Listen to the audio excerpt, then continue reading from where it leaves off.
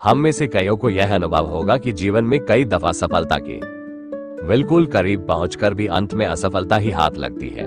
कई बार हम देखते हैं कि कोई अंत शक्तिशाली टीम या खिलाड़ी को अपने से बहुत कमजोर टीम या व्यक्ति से हार का मुंह देखना पड़ता है। ऐसा तभी होता है जब शक्तिशाली टीम पूरी असावधानी बरतती है। लात्से की बात अत्यंत महत्वपूर्ण है। इस सत्य को जीवन में खोजते ही रहना, इसका आप रोज रोज अनुभव करते जाएंगे। लात्से के कहने का तात्पर्य बहुत स्पष्ट है कि यदि कोई सेनापति दुश्मन के कप में जा रहा है तब उसे ये कहना कि सावधान रहना मूर्खतापूर्ण बात है। परंतु हमने जीवन भर ऐसी ही बातें की है और इन बातों को, जो अत्यंत मूर्खतापूर्ण है, हमने बुद्धिमानी की बातें मान रखी है। दुश्मन के कैंप में जाने वाला सेनापति सावधानी बरतने ही वाला है, उसे चेताना ही मूर्खतापूर्ण है। हमें जीवन भर जो भी राय दी जाती है और हम जीवन में दूसरों को जो राय देते हैं, वे सभी ऐसी मूर्खतापूर्ण बातें होती हैं। हम यदि कोई खतरनाक रास्ते से जाने वाले हो तो 50 जने राय देते हैं, बड़ी सावधानी से चलाना, चाहे व्यवसाय हो या कोई दूसरा कार्य। अच्छी तरह से जम जाने पर व्यक्ति उस पर ध्यान देना कम कर देता है। उसकी यही निश्चिंतता उसका जमे जमाया व्यवसाय या कैरियर बर्बाद कर देती है। सफलता टिकाने के लिए लगातार सावधानी बरतना आवश्यक है।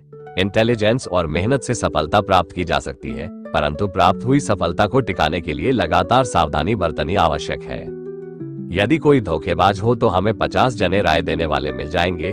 भरोसा मत करना, दुश्मनों से और बेईमानों से सावधान रहना, ये सारी बातें ही मूर्खतापूर्ण है। जरा खुद ही अपने भीतर झांके, थोड़ी सी गहरी आंख की आवश्यकता है। क्या कभी भी आप दुश्मन से असावधान रहे हैं? क्या आपने कभी किसी खतरनाक सड़क पर गाड़ी असावधानी से चलाई है? घर में आग लगी हो और आदमी सोता ही रह जाए या घर छोड़कर बाहर न निकले, ये संभव नहीं है। कोई भी आदमी 4 फुट से नीचे कूद सकता है, परंतु वह 40 फुट से नीचे कभी नहीं कूदने वाला है।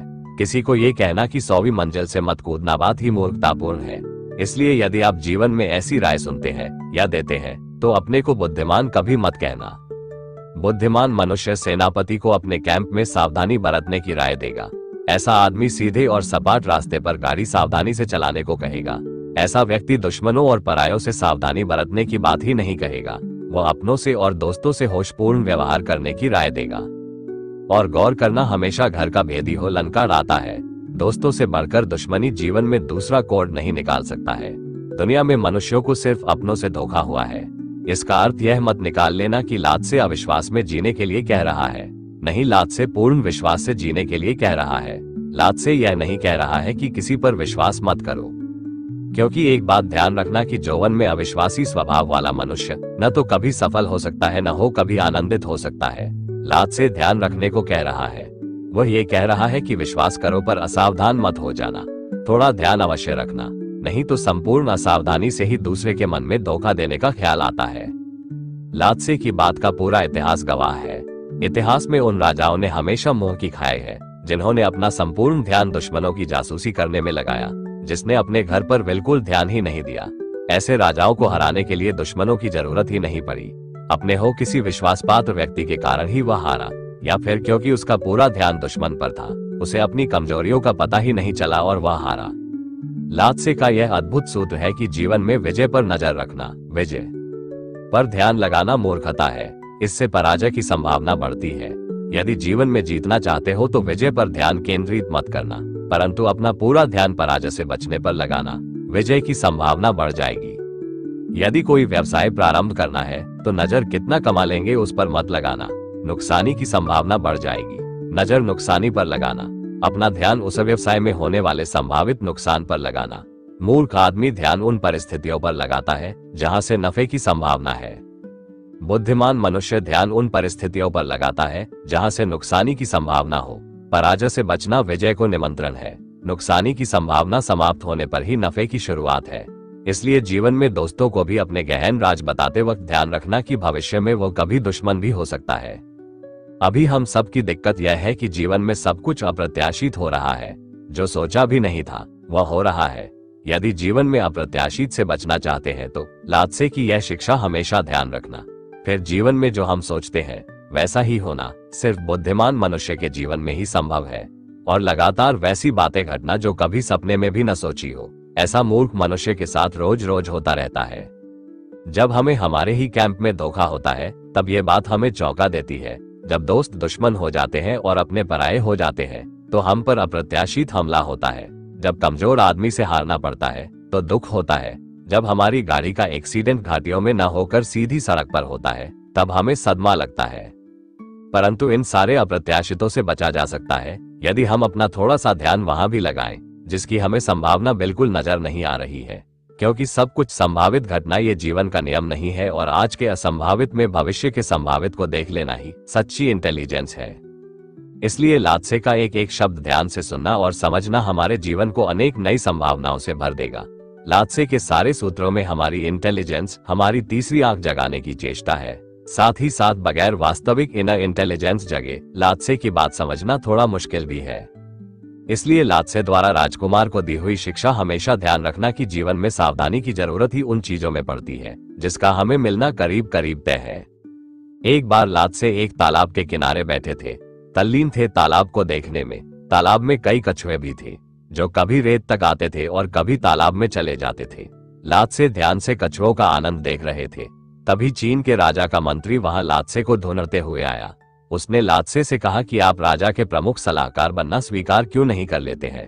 आप पहले भी कई बार राजा का ये निमंत्रण ठुकरा चुके हैं। राजा का प्रमुख सलाहकार एक तरह से राजा ही होता है। देश में आपका बड़ा सम्मान बढ़ जाएगा। देश का बच्चा बच्चा आपको पहचानने लग जाएगा। आप जीवन भर राजसी ठाट से रहेंगे। राजा ने आज मुझे खास हिदायत देकर भेजा है कि मैं आपको लिए बर्गर वापस ना आऊं। मैं आपको समझाने आया हूं। मंत्री ने कहा, मैं प्रस्ताव को ठुकराने का कोई भी उचित कारण नहीं देखता हूं। कृपया आप ये प्रस्ताव स्वीकार लें। लात्से ने मंत्री से कहा, आप ये कछुए देख रहे हैं कि इतनी मस्ती से खेल रहे हैं। ये सब कितनी स्वतंत्रता से विचरण कर रहे हैं। आप इनमें से किसी एक कछुए को मना लाएं कि आप इनको राजमहल ले जाएंगे, उसे पूरा सोने का बना देंगे, वहां रोज उसकी पूजा भी करेंगे आप लोग, परंतु उसमें प्राण नहीं रहेंगे। यदि आप इनमें से एक भी कछुए को मना लेंगे, राजी कर लेंगे, तो मैं आपके साथ चले चलूंगा। मंत्री तुरंत लात्से की बात समझ गया। मुंह नीचा कर चल पड़ा वह वापस राजमहल की तरफ। आज फिर लात्से को वह अपने साथ नहीं ले जा सका।